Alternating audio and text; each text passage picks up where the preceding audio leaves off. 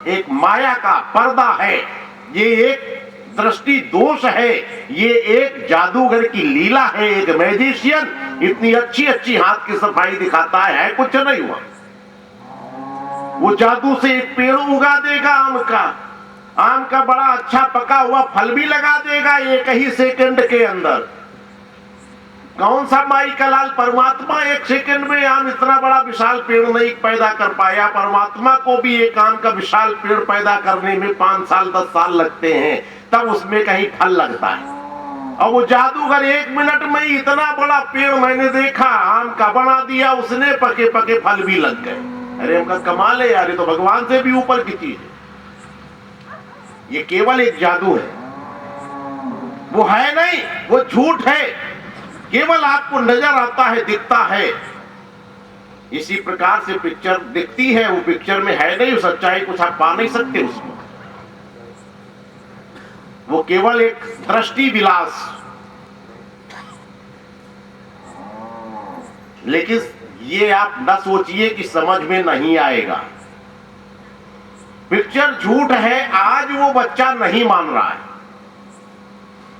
वो बाप उसे मारे कुछ भी करे वो नहीं मानेगा। अपनी आंखों से देख रहा, हजारों लोग समोसा खा रहे हैं, वो कैसा झूठ माने? नहीं मानेगा। आज नहीं मानेगा, लेकिन मानेगा भविष्य में। कब? जब वो 40-50 पिक्चर देख लेगा।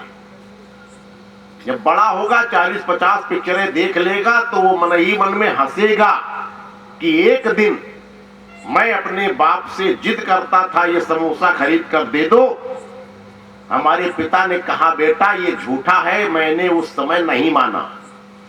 लेकिन आज पता लगा कि हमारे पिताजी सच कहते थे, ये पिक्चर झूठा है। मैंने उस दिन नहीं माना, लेकिन आज हमें अनुभव हो गया कि पिक्चर में दिखने वाली हर चीज झूठी है, संसार में दिखने वाला हर चीज मिथ्या है। कब पता लगा उसे? जब 40-50 पिक्चरें देख ली। इसी प्रकार से आपको भी पता लगेगा जब 40-50 बार आप हमारे प्रवचन सुन लोगे, तब आप भी अनुभव करने लगोगे कि हाँ, पहली बार स्वामी जी ने कहा था संसार झूठा है। तब आपको अनुभव होगा, जैसे उस बच्चे को भी अनुभव हुआ। कब हुआ? जब 50 पिक्चर देख डाली। इसी प्रकार से जब 50 बार आप साधना कर चुके होंगे हमारे इन प्रवचनों के ऊपर, तब आपको भी अनुभव होने लगेगा कि स्वामी जी ने उस बार सच कहा था कि संसार झूठा है, ना कोई किसी का पति है, ना पत्नी है, ना पुत्र है। ये तब पता लगेगा, अभी पता नहीं लगेगा। अभी तो आप अंधकार में जी रहे हो, आप पिक्चर अज्ञानता के कारण देख रहे हो इस माया को।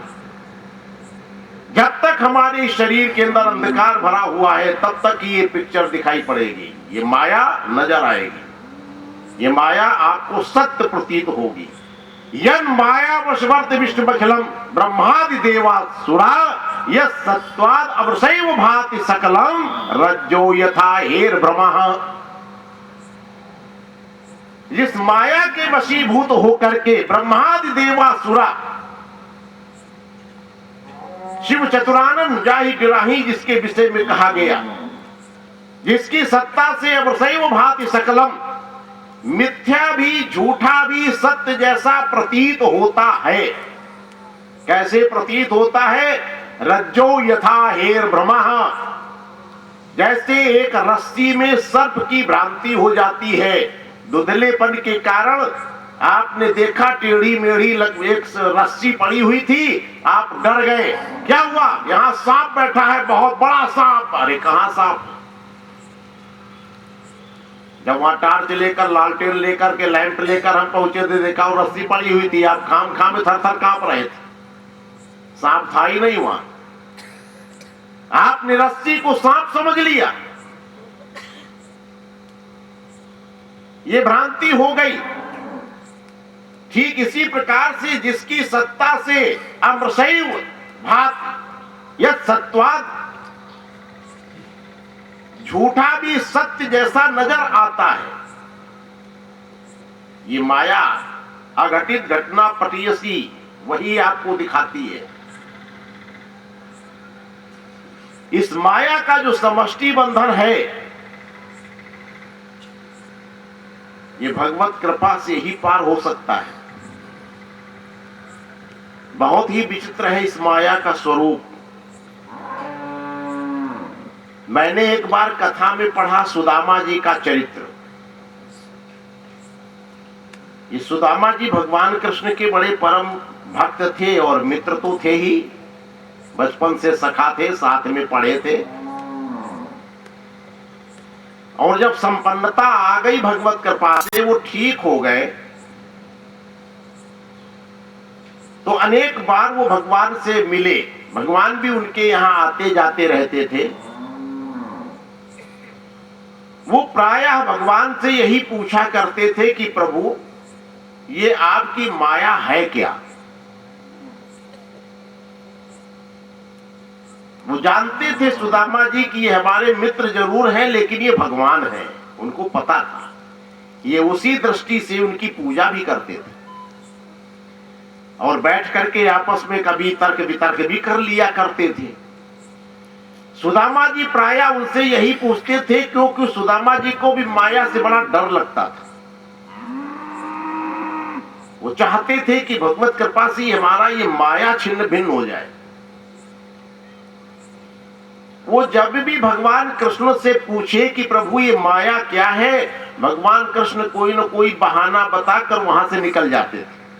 अरे छोड़ो यार सुदामा, तुम भी जब देखो माया माया, मैं भूखा भाखा चला आ रहा हूं, ना रोटी ना पानी ना जलपान, कुछ पूछते रही हो, बस आते ही माया लगा दी। माया ये क्या है? माया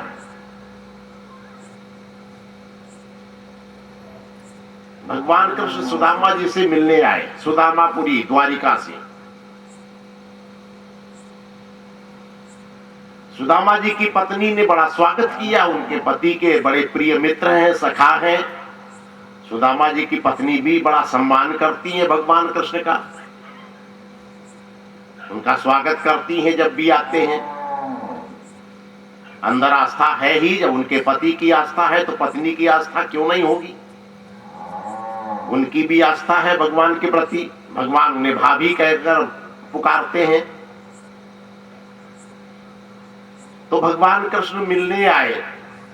सुदामा की धर्मपत्नी सुशीला जी आई, भाई साहब नमस्ते किया, भगवान कृष्ण ने भी प्रणाम किया, भाभी प्रणाम। हमारे मित्र कैसे हैं सुदामा जी? अब आप उन्हीं से पूछ लीजिए, बैठे तो हैं।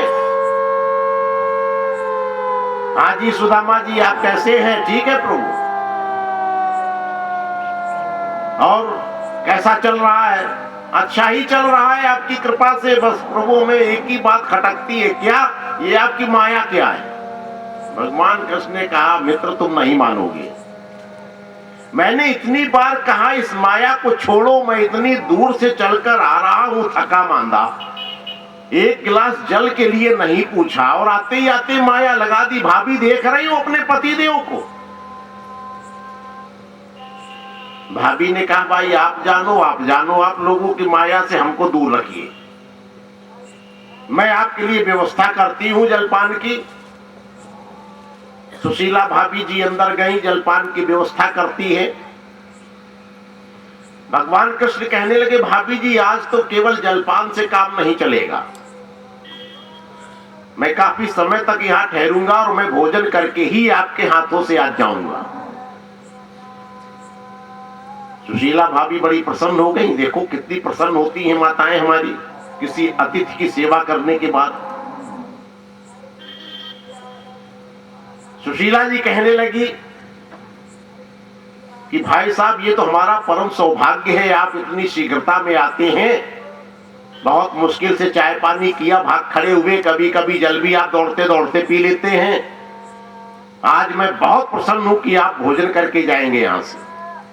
आज मैं आपके मनपसंद चीज बनाऊंगी, आप क्या खाना चाहेंगे?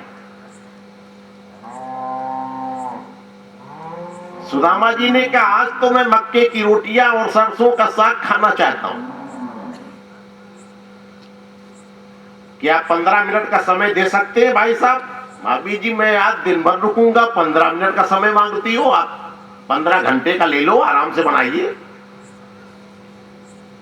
भगवान कृष्ण कहने लगे, चलिए सुदामा जी जरा स्नान कर लेते हैं, नदी की तरफ सैर करते हैं। तब तक भाभी जी व्यवस्था करती हैं, लौट के आते हैं, भूख भी खुल जाएगी, आराम से खाएंगे मक्के की रोटियां, सरसों का साग। नदी के तट पर निकल गए, वहां स्नान का मन हुआ, दोनों ने अपने अपने कपड़े उतार कर नदी के तट पे रखे, नदी में प्रवेश किया। भगवान कृष्ण कहने लगे, सुदामा जी, हाँ प्रभु, आइए नदी में डुबकी लगाते हैं, और कौन कितनी देर तक सांस को रोक सकता है, आज इसकी परीक्षा होनी चाहिए। देखें कितनी देर तक तुम डुबकी लगा सकते हो और कितनी देर तक मैं लगा सकता हूं। जो पहले उछल आया नदी के ऊपर वो हार जाएगा। सुदामा जी हंसने लगे और कहने लगे, प्रभु तो आज हमारी जीत निश्चित है, आज तो मैं ही जीतूंगा। भगवान कृष्ण ने कहा, ये पहले से ही कैसे बोल दिया कि तुम ही जीतोगे भाई, अभी तो डुबकी लगाई भी नहीं हम लोगों ने।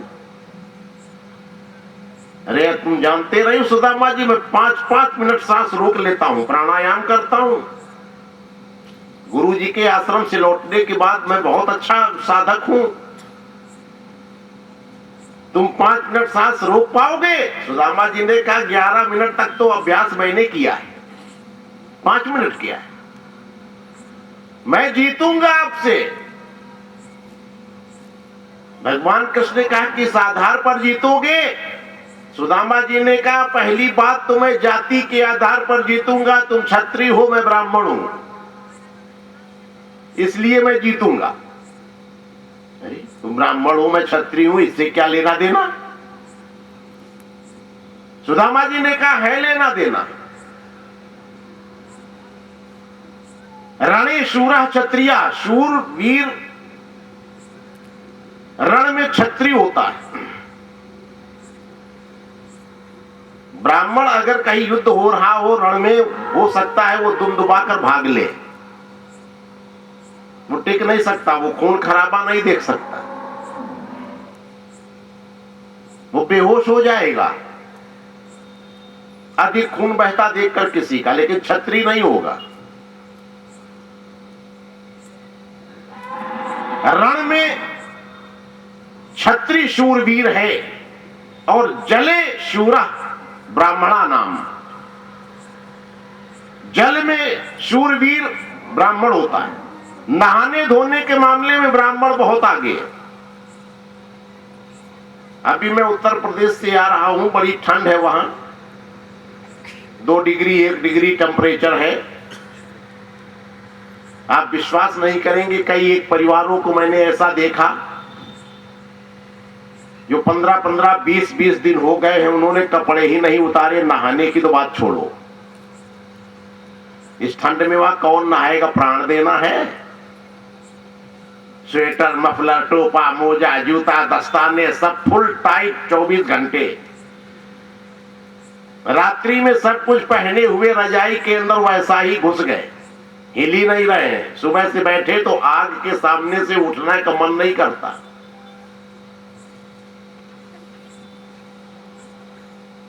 नहाने की तो बात सपना है,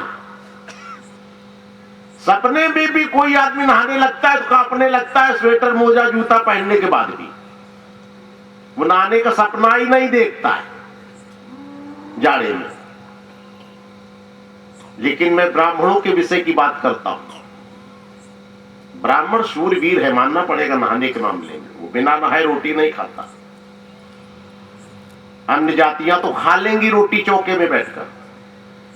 आज भी कहीं ना कहीं ब्राह्मणों में वो चीज है, जल के क्षेत्र में। अगर मकर संक्रांति का पर्व मैंने बचपन में देखा है, कभी रात्रि को 12:02 पे आ गया, और ये हमेशा 14 जनवरी को पड़ता है। जनवरी में इतनी भयंकर ठंड होती है हमारे इधर, कुछ पूछो मत। अगर रात्रि को 12:02 पर संक्रांति का पर्व लगा है, तो पिताजी, हम छोटे छोटे बच्चे होते थे, पिताजी के साथ रात्रि को 11 बजे गंगा जी के किनारे खड़े हुए हैं साहब। वो घड़ी देख रहे हैं कब 12:02 लगे, कब गंगा नदी में कपड़े उतार कर गोते लगाए जाए। इतनी भयंकर ठंड में हम हिल जाते थे, लेकिन फिर भी पिताजी के साथ डुबकी लगानी पड़ती थी रात को 12:02 पर। तो जल के मामले में ब्राह्मण शूरवीर है, नहाने धोने में, और रण के मामले में, लड़ने झगड़ने में क्षत्रिय शूरवीर है, वहां ब्राह्मण हार जाएगा।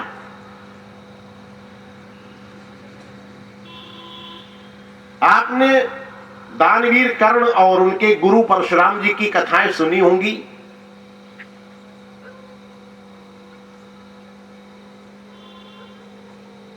भीष्म पितामह से युद्ध करने के पश्चात परशुराम जी ने एक शपथ ली कि मैं क्षत्रियों को युद्ध विद्या नहीं सिखाऊंगा।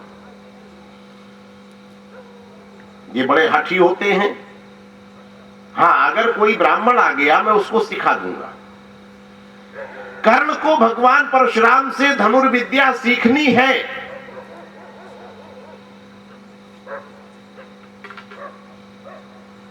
और उसे पता है कि परशुराम जी ने शपथ लिया हुआ है वो क्षत्रियों को नहीं सिखाएंगे। कर्ण ब्राह्मण का वेश बनाकर परशुराम जी से विद्या सीखने गया। कौन हो वत्स? मैं विप्र बालक हूं। तिलक चंदन लगा के, धोती पहन के, उन्नत ललाट। परशुराम जी उसको ब्राह्मण समझकर विद्या सिखाने लगे। एक दिन परशुराम जी को निद्रा आ गई। अब कर्ण उनके शिष्य हैं, परशुराम जी गुरु हैं। अब गुरु जी को निद्रा आ गई और शिष्य की जांघ पर उन्होंने अपना सर रख लिया। अब शिष्य का क्या कर्तव्य है कि वो पैर हिला दे? नहीं। अब गुरु जी विश्राम की अवस्था में है। ये शिष्य की एक कसौटी है, एक परीक्षा है। उनको निद्रा आ गई तो शिष्य भी बैठा हुआ है, अपने पैर को हिला नहीं सकता कि अब गुरु जी को निद्रा आई गई है तो इसी को तकिया बनाकर अगर वो लेट गए हैं तो जब तक इनकी निद्रा नहीं खुलती लेटा रहेंगे। परशुराम जी सो गए कर्ण के जांघ पर अपना सर रखकर।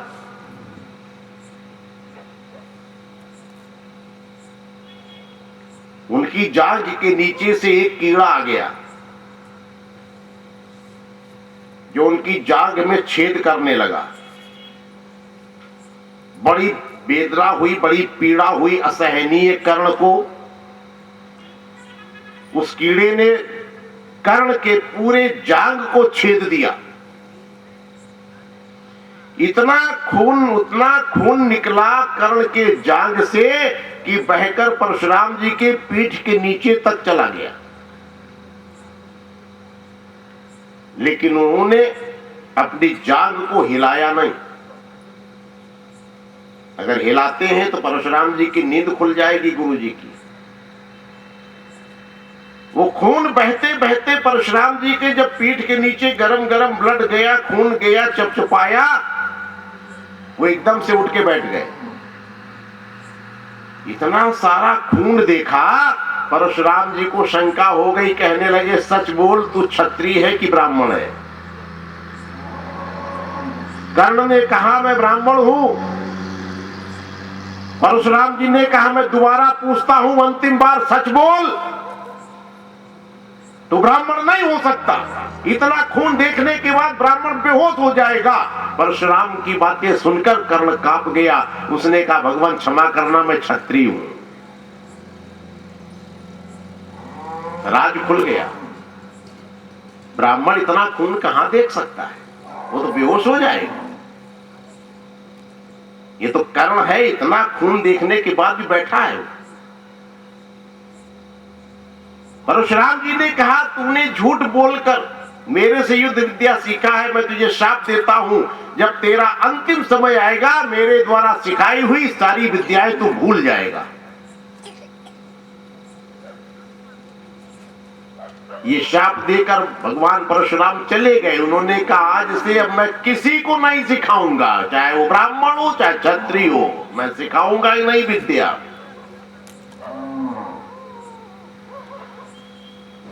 रण में क्षत्रिय शूरवीर है और जल में ब्राह्मण। इसलिए सुदामा जी कहते हैं भगवान कृष्ण से कि प्रभु मैं जीतूंगा, आप हारोगे। भगवान कृष्ण ने कहा चलो मैं भी भगवान से प्रार्थना करता हूं कि तुम ही जीतो। अब डुबकी तो लगाओ, खड़े क्यों हो? नाक दबाई सुदामा जी ने भी, भगवान कृष्ण ने गढ़ डुबकी लगा गए।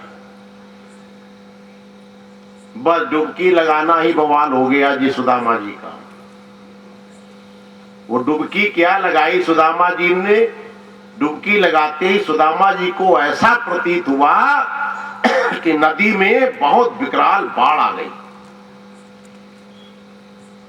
सुदामा जी अपने प्राणों को बचाने के लिए चिल्ला रहे हैं, बह गए। वो एक नदी के पटरे का लकड़ी का सहारा लिया और नदी की धारा में बहते चले जा रहे हैं। बहते बहते वो नदी की धारा से एक टापू में पहुंच गए। वहां टापू में क्या देखा उन्होंने कि बीच में एक सरोवर है, तालाब। उस तालाब में कमल का फूल खिला हुआ है, उसी के एक पत्ते के ऊपर सुदामा जी इतना छोटा सा बच्चा बने हुए पैर का अंगूठा चूस रहे पकड़ के। सुदामा जी ने देखा मैं तो इतना छोटा बच्चा हो गया। वहां एक शिव जी का मंदिर है, उसी तालाब के किनारे पर। वहां के राज्य के राजा और रानी, उनके कोई संतान नहीं थी, तो नित्य प्रति दैनिक नियम से वो पति पत्नी दोनों शिव जी की आराधना करने आते थे और उनसे पुत्र की याचना करते थे कि प्रभु इतना बड़ा साम्राज्य चलाना है, एक बेटा दे दो।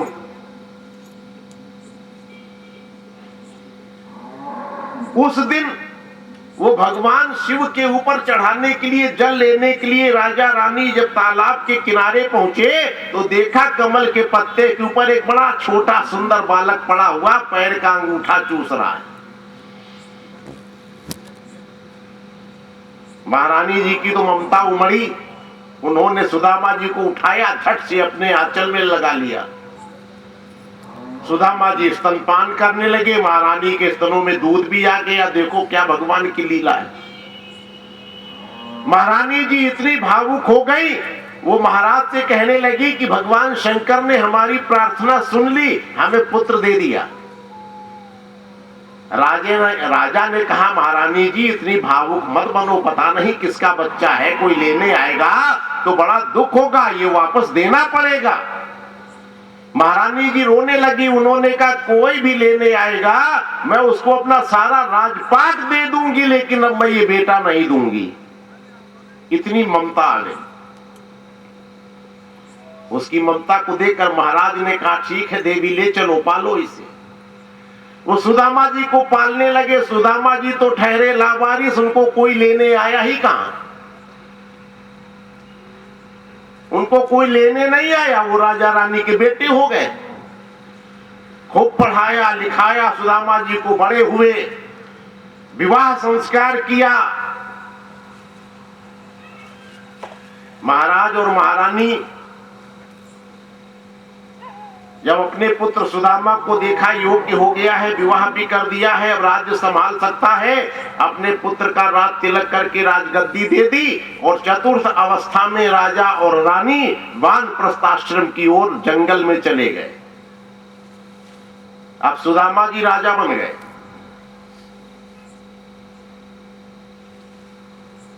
बहुत बड़ा परिवार हुआ। सुदामा जी ने 136 वर्ष तक राज्य किया। सैकड़ों नाती पोते सुदामा जी के हो गए। अब 136 साल की शासन के पश्चात एक दिन सुदामा जी की धर्मपत्नी परलोक सिधार गईं। सुदामा जी को बड़ा दुख हुआ अपनी पत्नी के वियोग से, और पत्नी का वियोग दरअसल वृद्धावस्था में ही लोगों को ज्यादा तकलीफ देता है। जवानी में किसी की पत्नी मर जाए तो वो जवानी तो काट लेता है, उसमें तकलीफ नहीं होती है। वृद्धावस्था में किसी व्यक्ति का अगर पैर बिछड़ जाता है, पत्नी से उसका पति बिछड़ जाए या पति से पत्नी बिछड़ जाए, तो दोनों अकेले हो जाते हैं, बहुत दुख होता है। विवाह का वास्तविक अर्थ वृद्धावस्था के लिए होता है।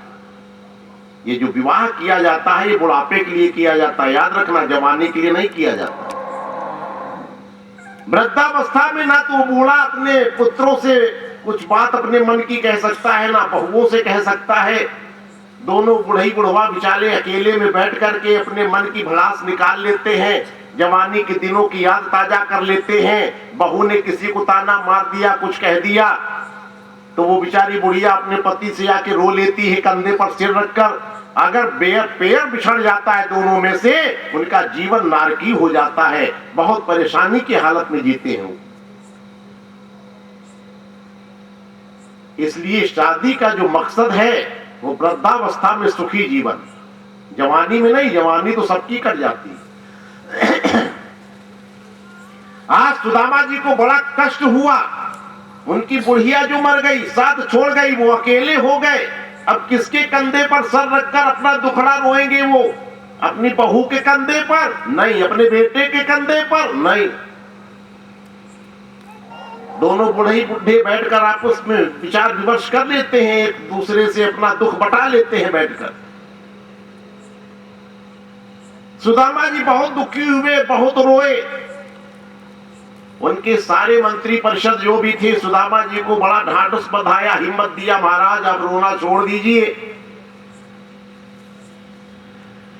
और ईश्वर ने चाहा तो कुछ समय के बाद भी आप अपनी धर्मपत्नी के पास पहुंच जाएंगे अतिशीघ्र।